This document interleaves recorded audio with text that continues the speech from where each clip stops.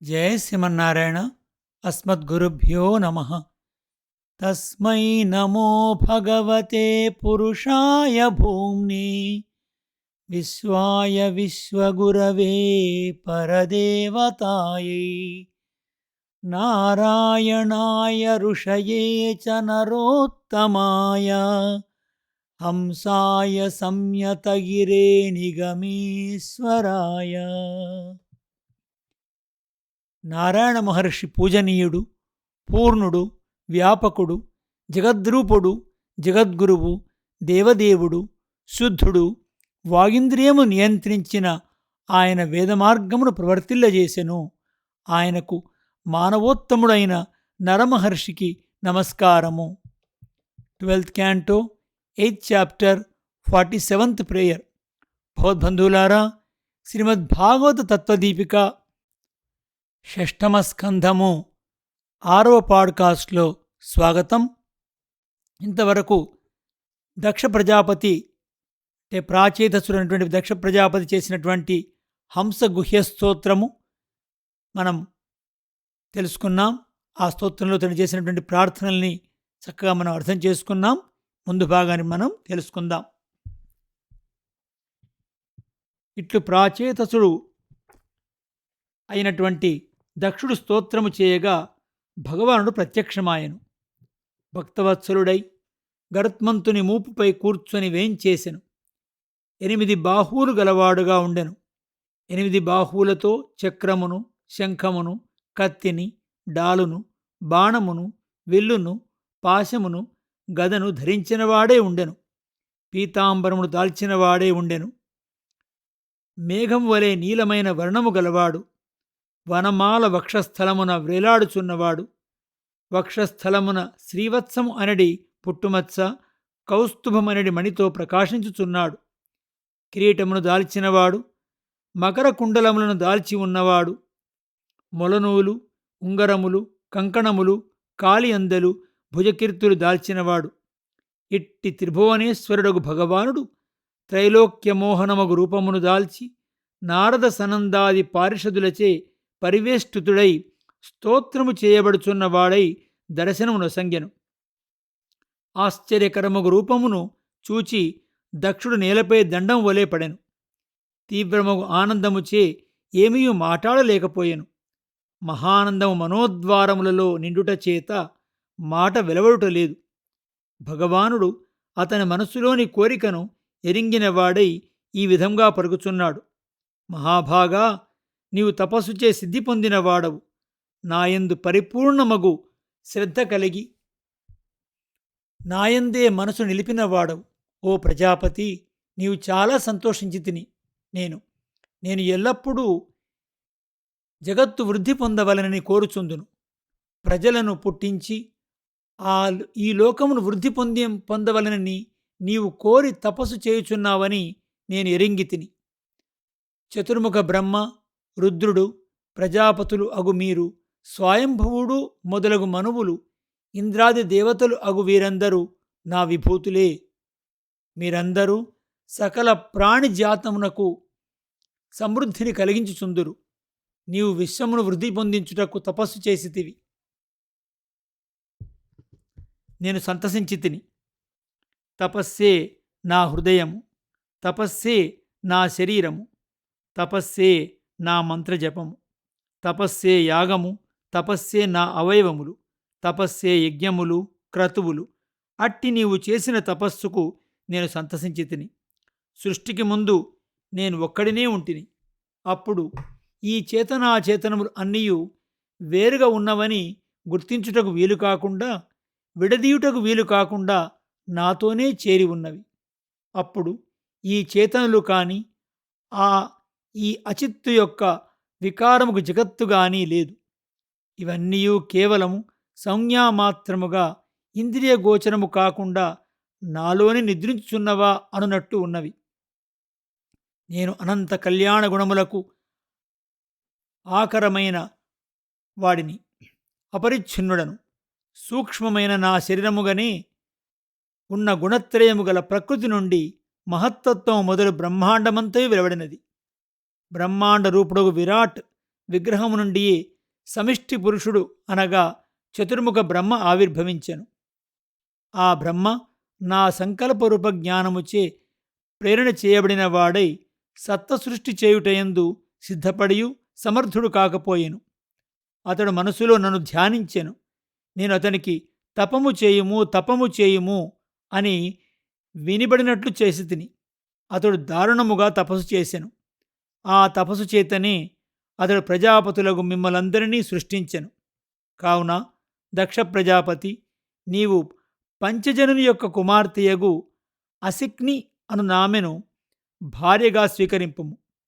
ఆమెతో నీవు చేరి ప్రజాసృష్టిని చేయుము. నీ తర్వాత స్త్రీ పురుషులు ఇద్దరూ కలిసి సృష్టి చేయుటచే గాని ఒక్కరు సృష్టి చేయుట జరగదు. ఈ దక్షిణకు ముందు ఒక్కరే సంకల్ప మాత్రముతో సృష్టి చేసినారు గాని ఇక నుండి మిథునముగా దంపతులు సృష్టించుటయే జరుగును. అట్లు సృష్టింపబడిన వారు నా ఆరాధన రూపముగా యజ్ఞాది కర్మలు చేయుదురు. ఇట్లు చెప్పి ఆ ప్రాచేతుచురగు దక్షుడు చూచుండగనే అంతర్ధానమాయను. భగవత్ సంకల్పముచే ప్రేరితుడైన దక్షుడు పంచజనుని కుమార్తెయదు హర్యస్వ సంజ్ఞ అను కుమారులను కనెను. వారందరూ సమానమగు ధర్మాచరణము చేయు స్వభావము కలవారు. వారు తండ్రి ఆజ్ఞను పాలించి సంతానము వృద్ధి పొందించుట కొరకు పశ్చిమ సముద్ర తీరమున కేగిరి. అచట సింధూనది సముద్రములో కలియుచున్నది. అచట నారాయణ సరస్సు అనడి తీర్థమున్నది. అచట మునులు సిద్ధులు తపస్సు చేయుచుందురు. హర్యస్వులు ఆ తీర్థములు చూచినంత మాత్రమునే పాపము తొలగి నిర్మలముగు అంతఃకరణము గలవారైరి. వారికి జ్ఞానులు ఆచరించడి పరమహంస ధర్మము అనగా నివృత్తి ధర్మమునందు కోరిక కలిగెను. అయినను తండ్రి ఆజ్ఞను పాలించి తీవ్రమైన తపస్సును సంతానమును వృద్ధి పొందించుటకై చేయుచుండిరి. ఆ సమయమున నారదుడు వచ్చి వారిని చూచెను. అతడు వారితో, నాయనా, మీరు వివేకము లేనివారు. ఈ భూమి యొక్క అంతమును చూడకుండా మీరు ఎటు సృష్టి చేయుదురు? మీకు ఈ లోకం యొక్క స్వభావము స్వరూపము పూర్తిగా తెలియకపోవుటచే సృష్టించబడేది ఈ శరీరం ఎట్టిదో ఎట్లు ఉండునో తెలియక మీరు సృష్టి చేయవలని తపస్సు చేయుచున్నారు.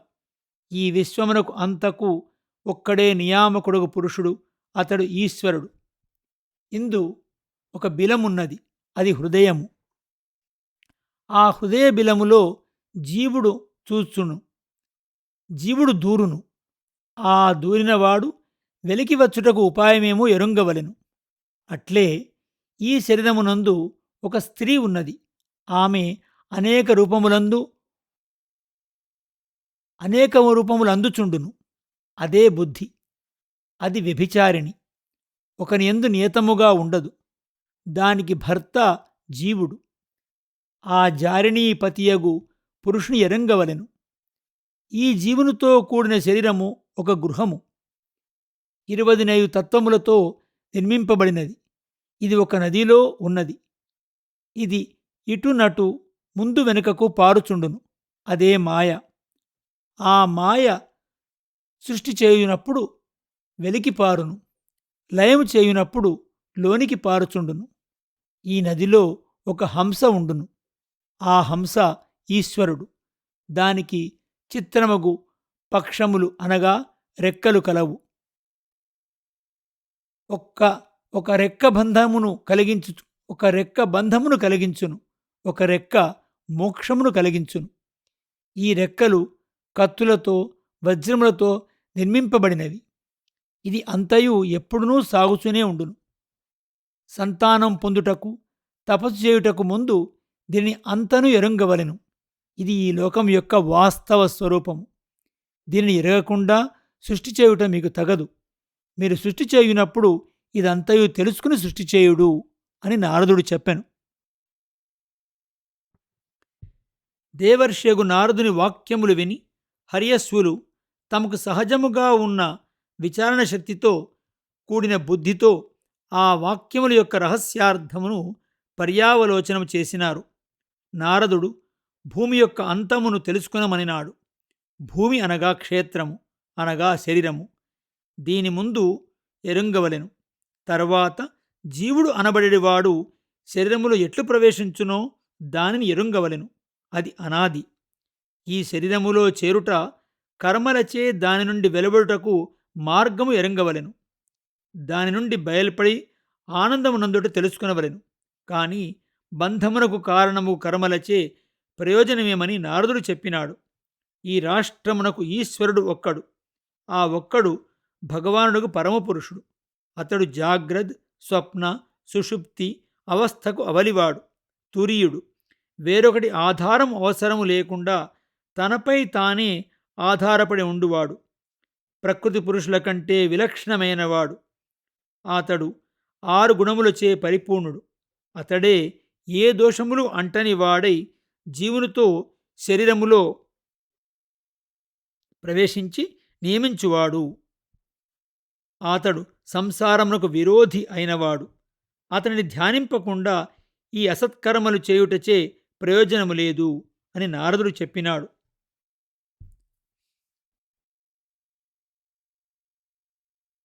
నారదుని మాటలలోని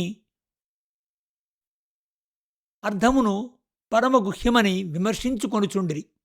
నారదుడు మరొక మాట చెప్పినాడు.